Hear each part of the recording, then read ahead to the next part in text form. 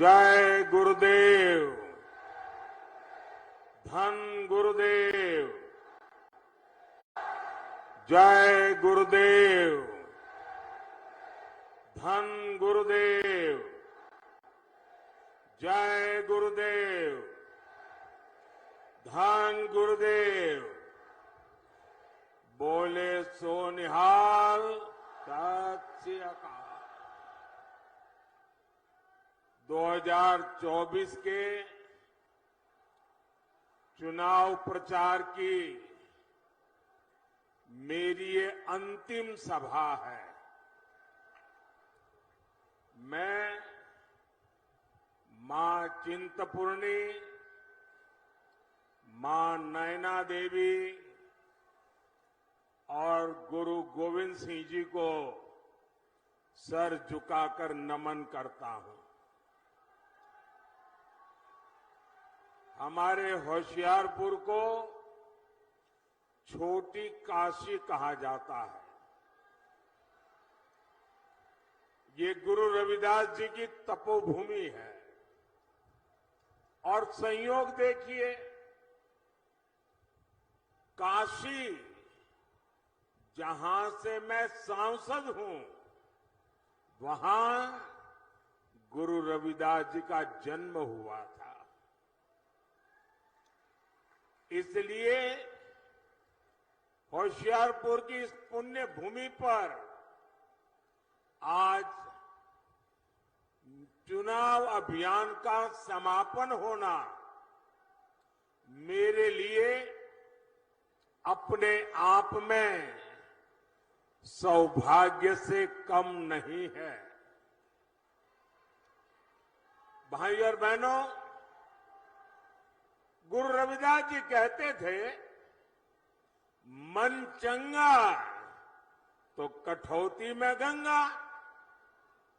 मैं भी पूरे ईमानदार मन से देश की सेवा में जुटा हुआ हूं और इसलिए जनता का आशीर्वाद भी मेरे साथ है।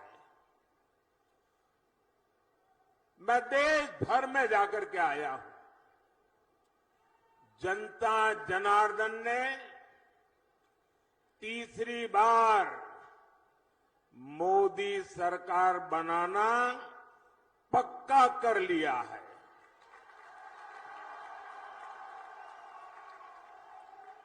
आज देश में आकांक्षाएं नहीं हैं। आज देश में उम्मीदें नहीं हैं। आज देश में आत्मविश्वास नया है। दशकों बाद ऐसा समय आया है, पूर्ण बहुमत वाली केंद्र सरकार हैट्रिक लगाने जा रही है। और इसकी सबसे बड़ी वजह है विकसित भारत का सपना। आज हर भारतीय विकसित भारत के सपने के साथ एक रूप हो गया है, जुड़ गया है। और इसलिए हर देशवासी हमें आशीर्वाद दे रहा है। साथियों, आपको याद होगा, मैंने लाल किले से कहा था, यही समय है, सही समय है। और आज फिर कह रहा हूं, 21वीं सदी भारत की सदी होगी।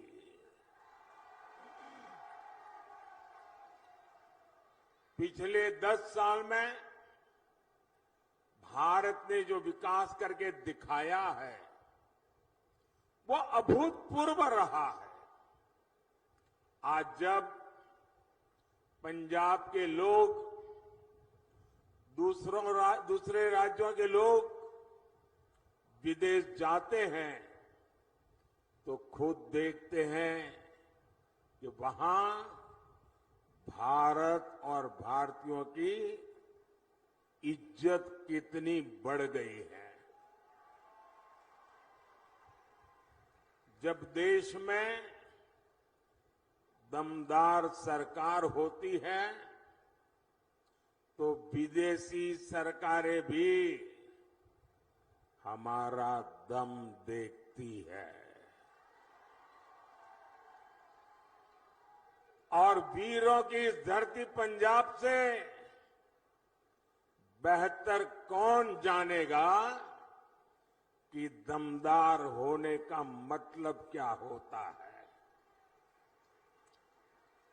दमदार सरकार जो दुश्मन के छक्के छुड़ा दे, दमदार सरकार जो दुश्मन को घर में घुसकर मारे, दमदार सरकार जो भारत को आत्मनिर्भर बनाए, दमदार सरकार जो भारत को समृद्ध बनाए।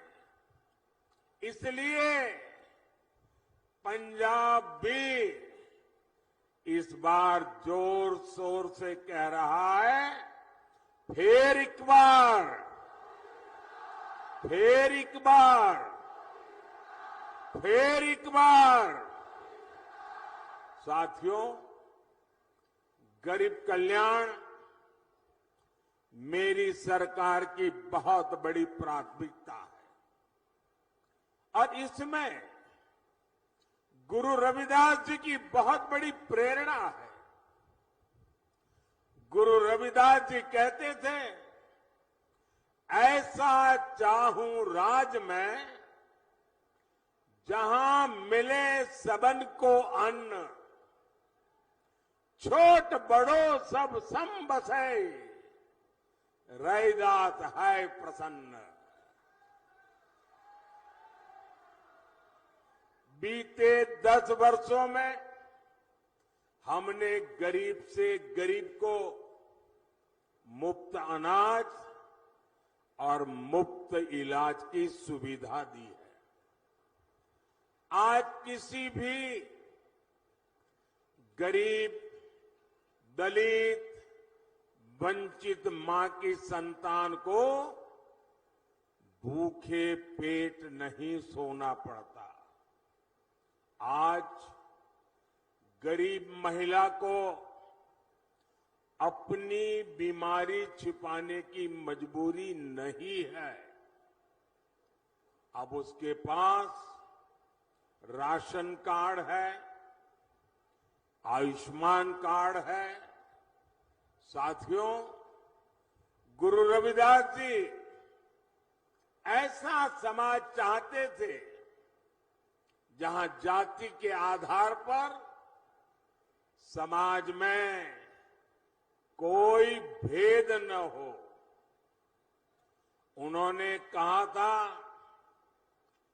जाति जाति में जाति है, जो केतन के पात, रैदास मनुष्य ना जुड़ सके जब तक जाति न जात।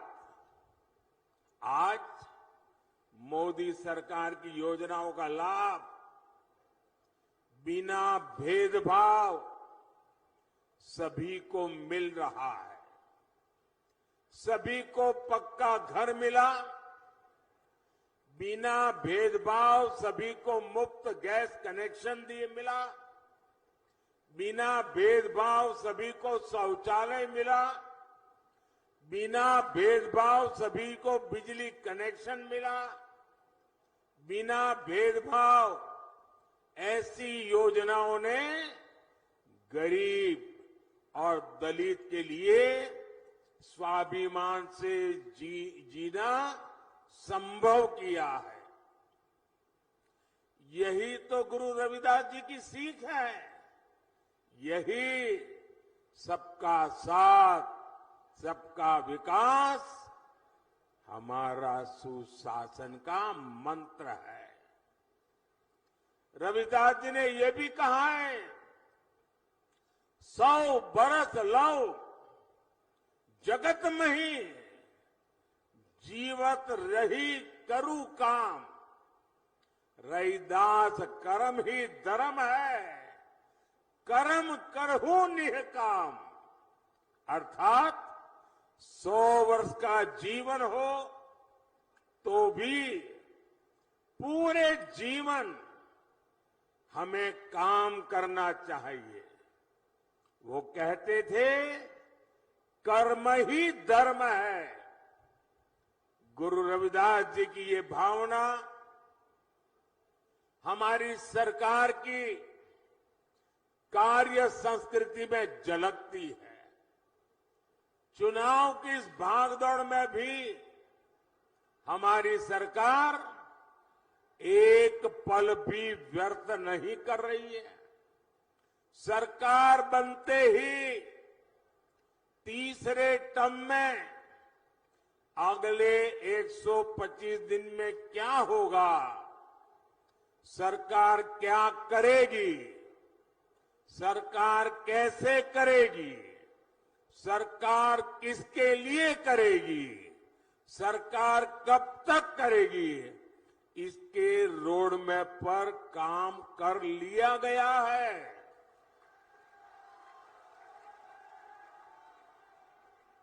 इसमें भी 25 दिन विशेष तौर पर युवाओं के लिए केंद्रित किए गए हैं। अगले 5 साल में कौन से बड़े निर्णय लेने हैं, इसकी भी रूपरेखा खींची जा चुकी है। अगले 25 साल के विजन पर भी हमारी सरकार तेजी से आगे बढ़ रही है। साथियों, ये भाजपा सरकार का सौभाग्य है कि उसे गुरु रविदास से जुड़ी विरासत को सम्मान देने का अवसर मिला है। काशी में उनके जन्मस्थान का विकास किया जा रहा है। काशी में गुरु रविदास जी के जन्म स्थान पर सुविधाएं बढ़ाई जा रही हैं। वहां लंगर हॉल बना है, म्यूजियम बना है, पार्क बना है, मंदिर के आसपास सड़कें बनी हैं। कोशिश यही है कि आप लोग जब यहां से काशी आए तो आपको वहां परेशानी न हो। और इतना ही नहीं, मैं काशी का सांसद हूं, इसलिए जब भी आप काशी आए ना तो आप मेरे मेहमान हैं। और मैं मेहमान नवाजी में कोई कमी नहीं रखता हूं।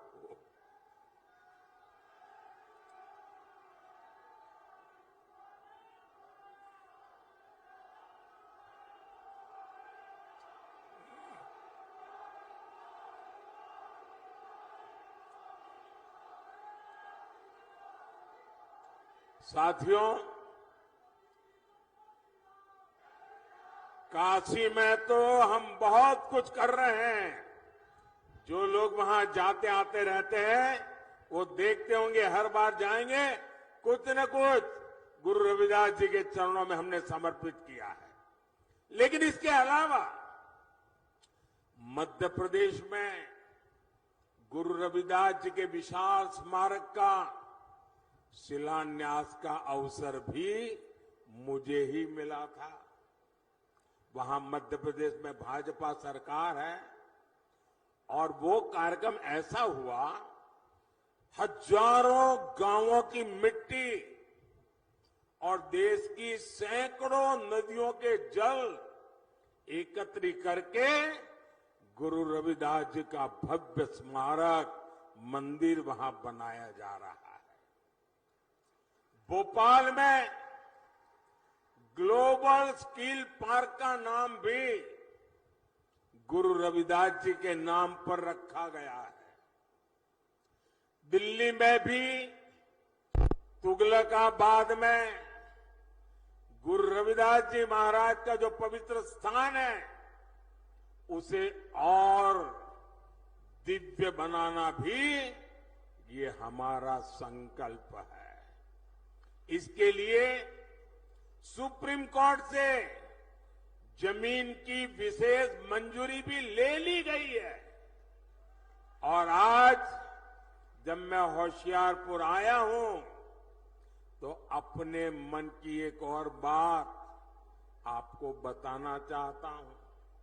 आपको पता है कि हमने अयोध्या में प्रभु राम का मंदिर तो बनाया।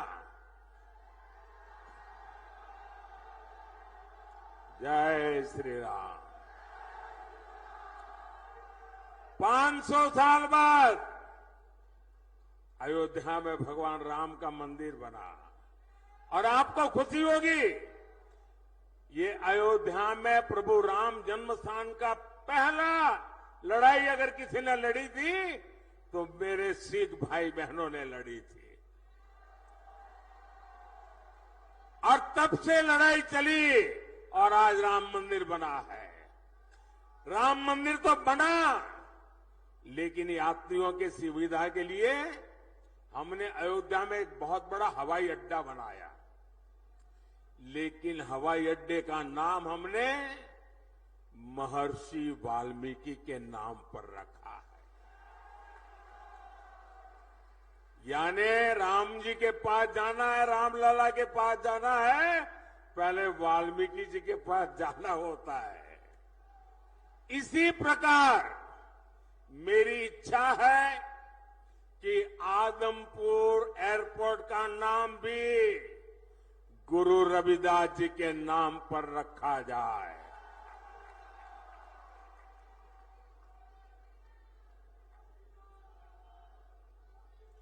सरकार बनने के बाद इस दिशा में तेजी से काम किया जाएगा। भाई और बहनों, भाजपा विरासत भी विकास भी इस मंत्र पर चल रही है। आपने देखा है जब अफगानिस्तान में संकट आया, वहां पर हमारे जो सिख भाई बहन रहते थे, वहां जो हमारा गुरुद्वारा था, बहुत खतरे पैदा हो गए, तो हम गुरु ग्रंथ साहब के स्वरूपों को पूरे अदब के साथ माथे पर रख करके भारत लाए।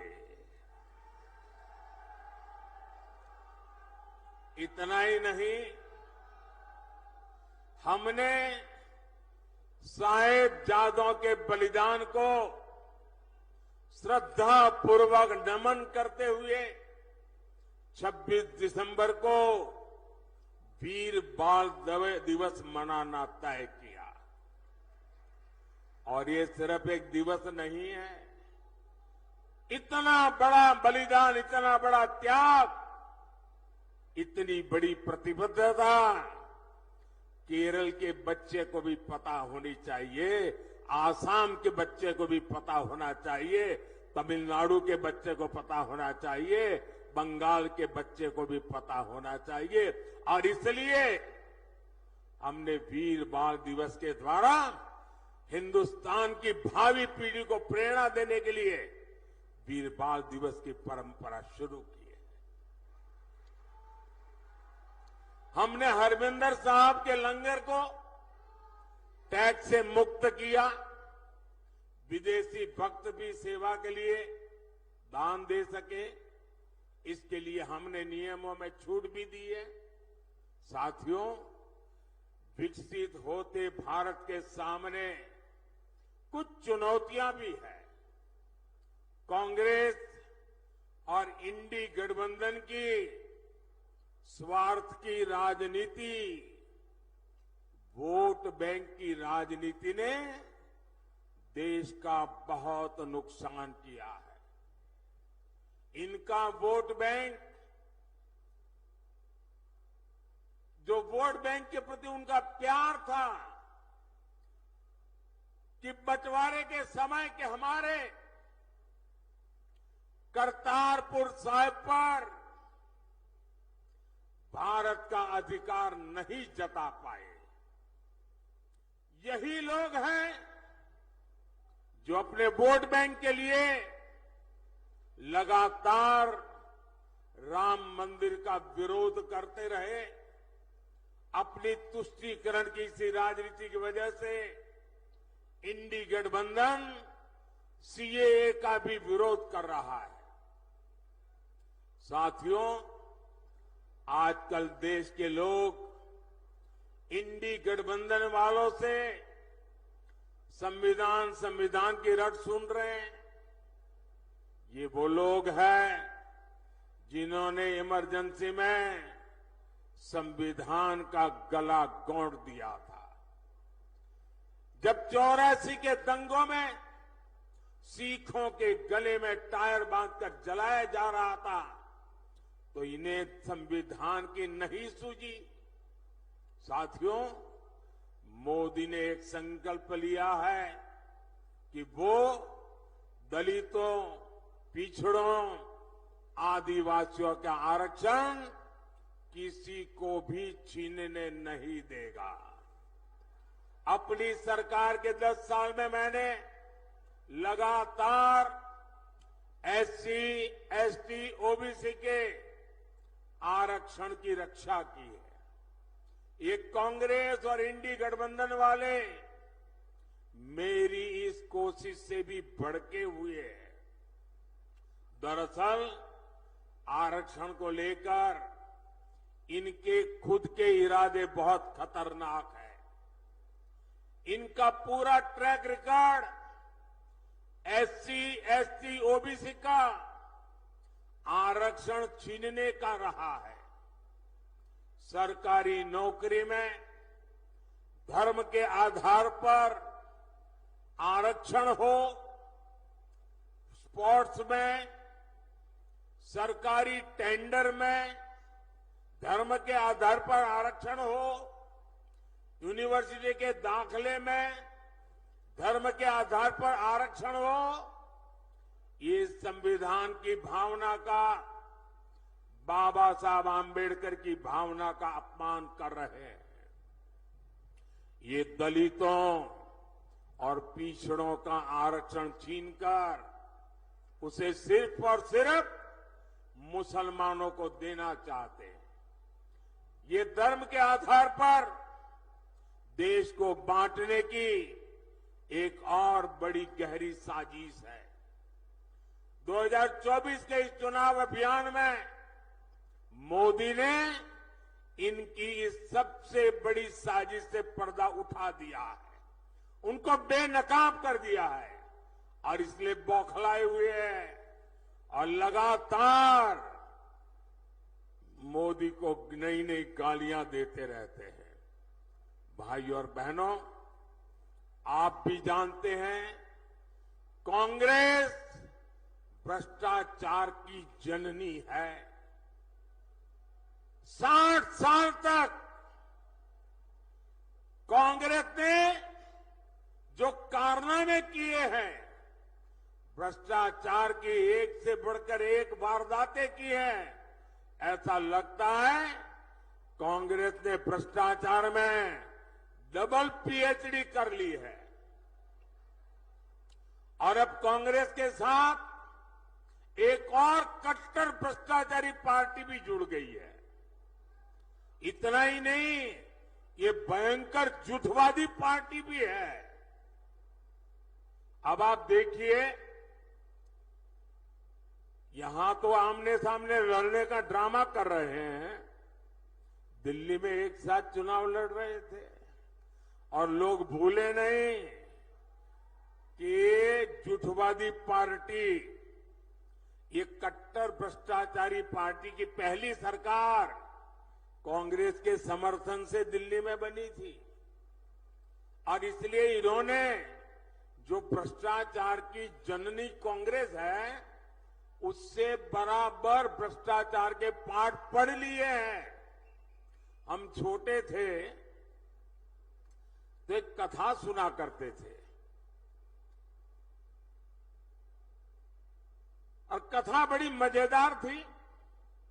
वो कथा ऐसी थी कि एक प्रेग्नेंट विमेन डिलीवरी के लिए अस्पताल में गई और बेटे का जन्म हुआ,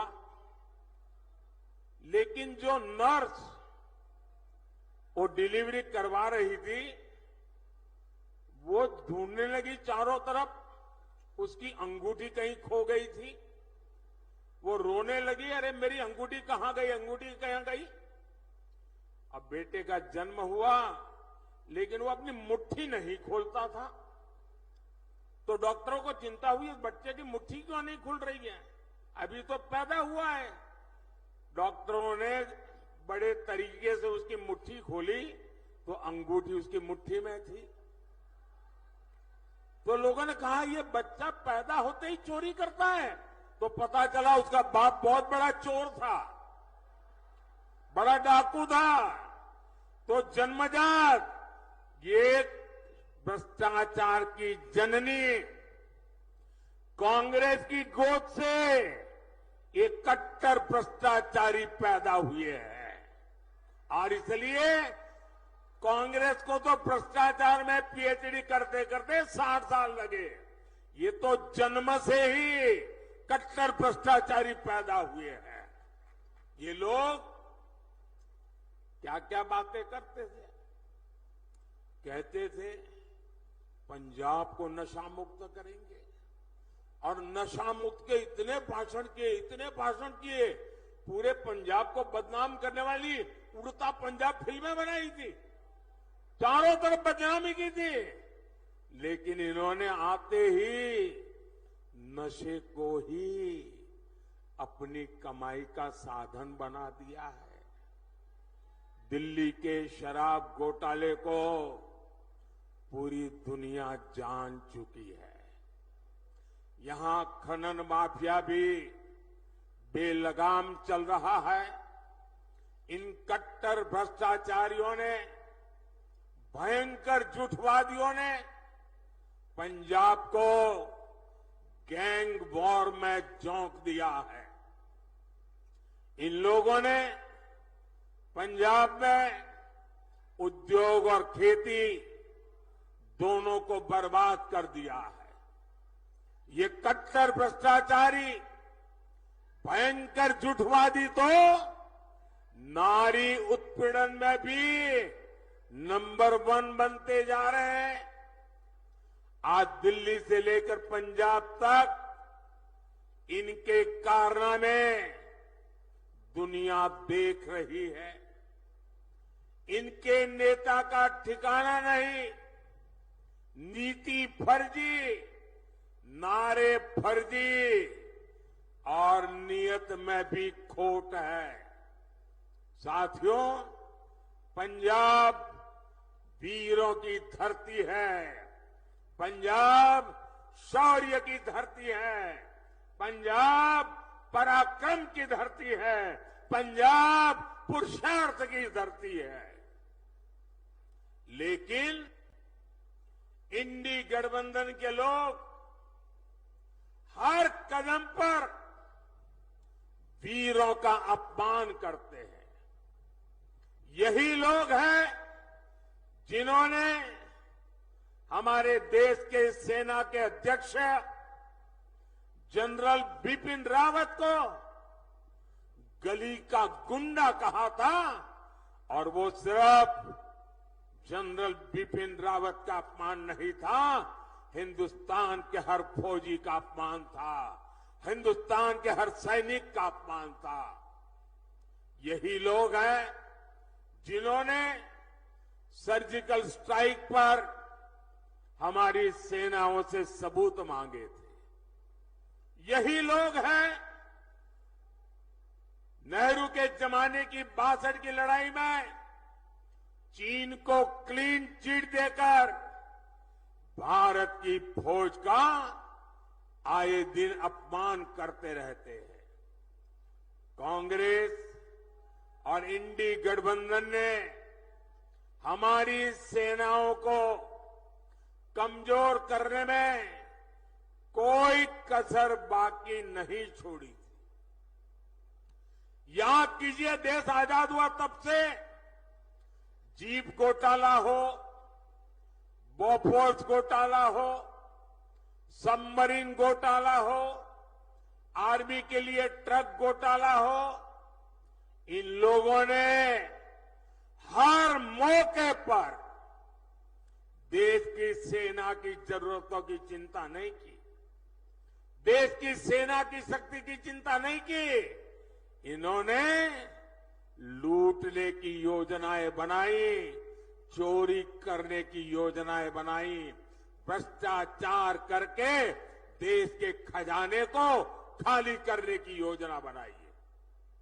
ये लोग हैं जिन्होंने तेजस फाइटर प्लेन के प्रोजेक्ट को ठंडे बस्ते में डाल दिया था। यही लोग हैं जिन्होंने वर्षों तक सेना के अंदर एकरूपता, एकात्मता लाने के लिए सीडीएस पद के गठन को लटका कर रखा। यही लोग हैं जिन्होंने सेनाओं को आधुनिक बनाने के लिए जरूरी रिफॉर्म्स नहीं होने दिए। यही लोग हैं जिन्होंने हमारे पूर्व फौजियों को 1 रैंक 1 पेंशन, ओआरओपी 40 साल तक झूठ बोला। भाइयों बहनों, और कैसा झूठ, ये सेना के जवानों की आंख में कैसी धूल झोंकते हैं। और मुझे याद है 2013-14 के चुनाव में यहां पंजाब में आकर के पूर्व सैनिकों के साथ छोटी छोटी अपनी मीटिंगें करके हवा फैलाते थे कि ओआरओपी कर दिया। कैसी बेईमानी की। जरा मैं, पंजाब तो पूर्व सैनिकों की धरती है, हिमाचल पूर्व सैनिकों की धरती है, मैं जरा बताना चाहता हूं इन्होंने क्या किया।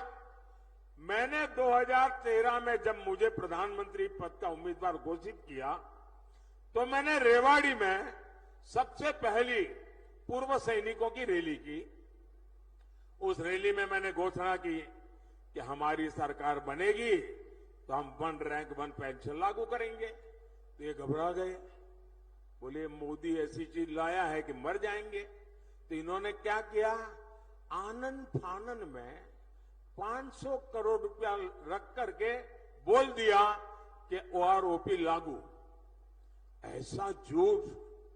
आप देखिए, जब मैंने इसको लागू किया 1.25 लाख करोड़ रुपया पूर्व सैनिकों के खाते में जमा की। 1.25 लाख करोड़ रुपया तब ओआरओपी हुआ है।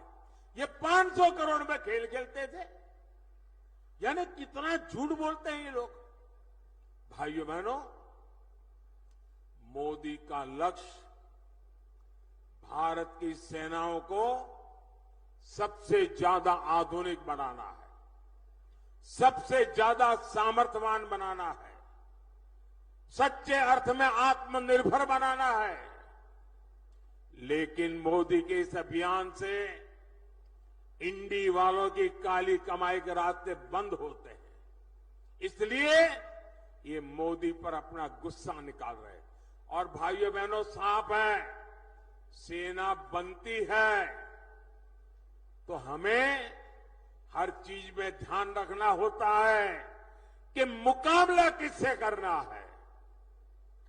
लड़ाई होगी तो किसके साथ होगी, युद्ध होगा तो किसके साथ होगा, उसकी ताकत क्या है, उस हिसाब से हमारी की सेना को तैयार करना होता है।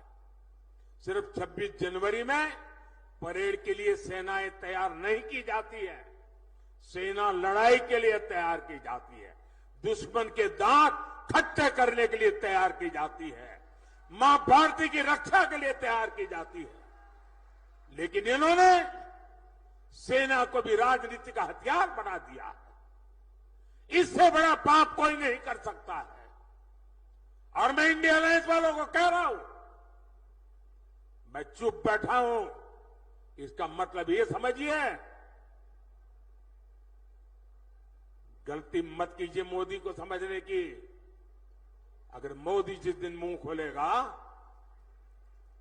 तो हमारी 7 पीढ़ी के पाप निकाल करके रख दूंगा।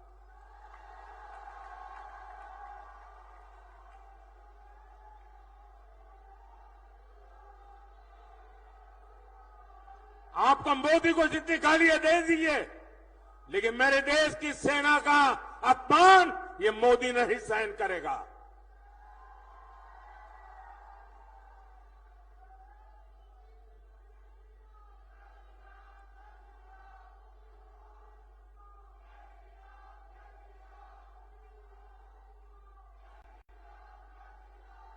भाई और बहनों, गरीब का ये बेटा हर गरीब को, दलित को, पिछड़े को विकास की नई ऊंचाई देना चाहता है। आने वाले 5 साल मेरे किसान भाई बहनों के कल्याण के लिए, मेरे गरीब भाई बहनों को गरीबी से बाहर निकालने के लिए, हमारे नौजवानों को नए अवसर देने के लिए और हमारी नारी शक्ति की भागीदारी को बढ़ाने के लिए उत्कृष्ट समय होने वाला है।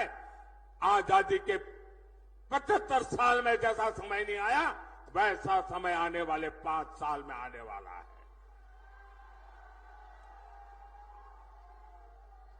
और इसलिए चुनाव की मेरी आखिरी सभा में गुरु रविदास जी की पवित्र भूमि से, गुरुओं की पवित्र भूमि से, वीर बलिदानियों की पवित्र भूमि से मैं देशवासियों को कह रहा हूं, आखिरी चरण में मतदान के सारे रिकॉर्ड तोड़ दीजिए, भारी मतदान कीजिए और जहां जहां भाजपा एनडीए के उम्मीदवार है वहां भारी बहुमत से विजयी बनाइए। 400 पार का आखिरी जो काम है वो आखिरी तबके के मतदाताओं के पास है। मुझे पूरा विश्वास है कि वो सौभाग्य जाने नहीं देंगे। आपसे 1 जून को पंजाब की हर सीट पर कमल खिलाने के लिए मैं आपसे आशीर्वाद मांगने आया हूं, मैं आपसे सहयोग मांगने आया हूं। होशियारपुर से बहन अनीता सोमप्रकाश जी और आनंदपुर साहब से मेरे पुराने साथी कार्यकर्ता सुभाष शर्मा जी को भारी मतों से विजयी बनाने के लिए मैं आपसे प्रार्थना करता हूं। ज्यादा से ज्यादा परिवारों में जाएंगे, ज्यादा से ज्यादा परिवारों में जाएंगे। मुझे आपसे जवाब चाहिए, ज्यादा से ज्यादा परिवारों में जाएंगे, हर घर में जाएंगे, ज्यादा से ज्यादा मतदान कराएंगे, हर पोलिंग बूथ में विजय दिलाएंगे, गांव गांव कमल खिलाएंगे। अच्छा, मेरा एक काम करेंगे, ऐसा नहीं पूरी ताकत से बोलो तो बताऊंगा।